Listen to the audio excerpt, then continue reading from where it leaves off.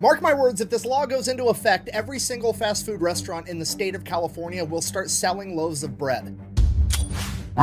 Today we're talking about blatant political corruption and Panera Bread, and once I start going down this rabbit hole, I'm not going to be able to stop, so we're going to go ahead and get the ad out of the way right now. Up front is defined as any chain restaurant that has 60 or more locations nationwide, and those locations have a drive-through, or when they do have in-dining, there is zero table service, so like there's no waiter or waitress. Okay, so exactly what most people think of when they think of fast food. Now, there are some exemptions within the law, so hypothetically, say you took a major chain restaurant like a McDonald's or a Wendy's, an individual restaurant could be exempt from this new minimum wage if that restaurant is inside of an airport, inside of a hotel, inside of an event center, a theme park, a public or private museum, a gambling establishment, or is considered a concession stand, or that restaurant is located on state-owned land.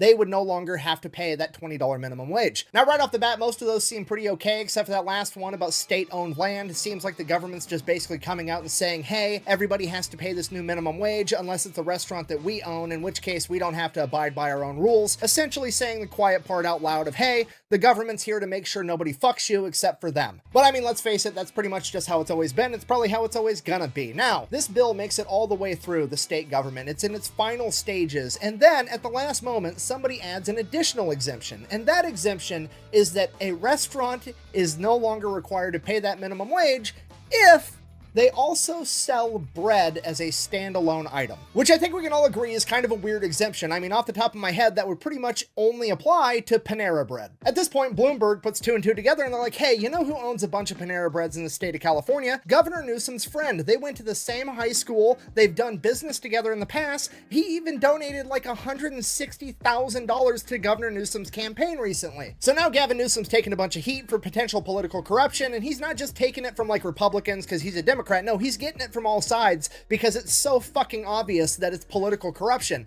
I mean, he's a Democrat and he got called out by Bloomberg, for fuck's sake. So first, the news outlets ask him, they're like, why did this bread exemption get added in the first place? To which he basically responded, it was part of the sausage making process for the bill, and provided no more explanation. And then when the interviewer came out and just straight up asked him, like, don't you think it's a little bit weird that everybody has to pay a $20 minimum wage except for Gavin Newsom's friend? Gavin Newsom said, no, that's not true, because we never talked about it. It's a friend of Gavin Newsom who doesn't have to pay the $20 an hour